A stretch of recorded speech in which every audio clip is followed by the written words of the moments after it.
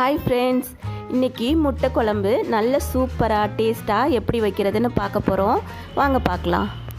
வாணலில் ஒரு குழிக்கரண்டி அளவு எண்ணெய் ஊற்றிக்கோங்க. எண்ணெய் நல்லா காஞ்ச உடனே பட்டை, கிராம்பு, ஏலக்காய் எல்லாம் இது மாதிரி எடுத்துக்கோங்க. சோம்பு ஒரு ஸ்பூன் போட்டுக்கோங்க. சோம்பு எல்லாம் நல்லா பொரிஞ்சோடனே வெங்காயம் போட்டுக்கோங்க. பெரிய வெங்காயமாக இருந்தால் 2 வெங்காயம் எடுத்துக்கோங்க. சின்ன வெங்காயம்னா ஒரு 20 வெங்காயம் எடுத்துக்கோங்க. நல்லா இது மாதிரி கட் பண்ணிவிட்டு போட்டுக்கோங்க. இது இப்போ நல்லா வதங்கட்டும். இதோட ஒரு பச்சை மிளகாவும் கருவேப்பிலையும் போட்டுக்கோங்க. இது இப்போ நல்லா வதக்கிடலாம்.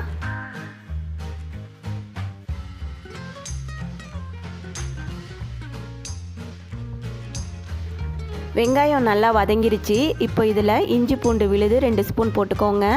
இஞ்சி பூண்டு பச்சை வாசனை போகணும், அது வரைக்கும் நல்லா வதக்கிடுங்க.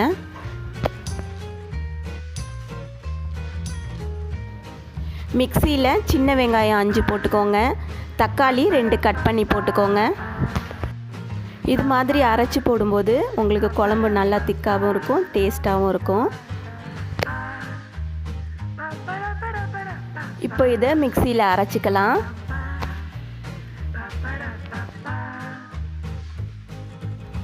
இஞ்சி பூண்டு நல்லா வதங்கிடுச்சு.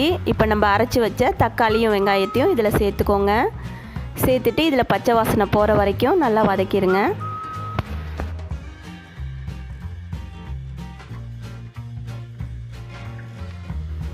தேவையான அளவு உப்பு போட்டுக்கோங்க.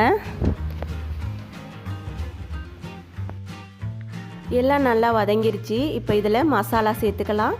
மஞ்சத்தூள் 1/4 ஸ்பூன் போட்டுக்கோங்க. மிளகாத்தூள் 2 ஸ்பூன் போட்டுக்கோங்க. உங்களுக்கு உரப்பு கம்மியாக வேணும்னா நீங்கள் கம்மியாக போட்டுக்கலாம். மல்லித்தூள் 3 ஸ்பூன் போட்டுக்கோங்க.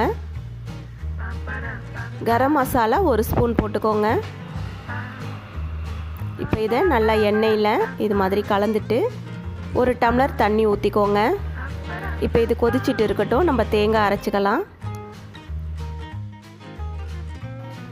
தேங்காய் 1/2 மூடி எடுத்துக்கோங்க.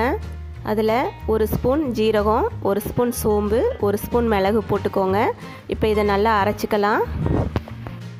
தேங்காய் அரைச்சாச்சு. இப்போ இதை குழம்புல ஊற்றிக்கலாம்.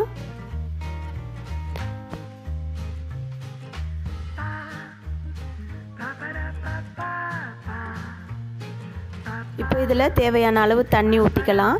குழம்பு ரொம்ப திக்காக வேணும்னா கம்மியாக ஊற்றிக்கோங்க. இல்லை கொஞ்சம் தண்ணி மாதிரி இருக்கட்டும்னா அந்த மாதிரி பார்த்து ஊற்றிக்கோங்க. நான் ஒரு 3 டம்ளர் தண்ணி ஊற்றுறேன். ஒரு 4 பேர் சாப்பிட்ற அளவுக்கு கரெக்டாக இருக்கும். குழம்பு நல்லா கொதிக்கட்டும்.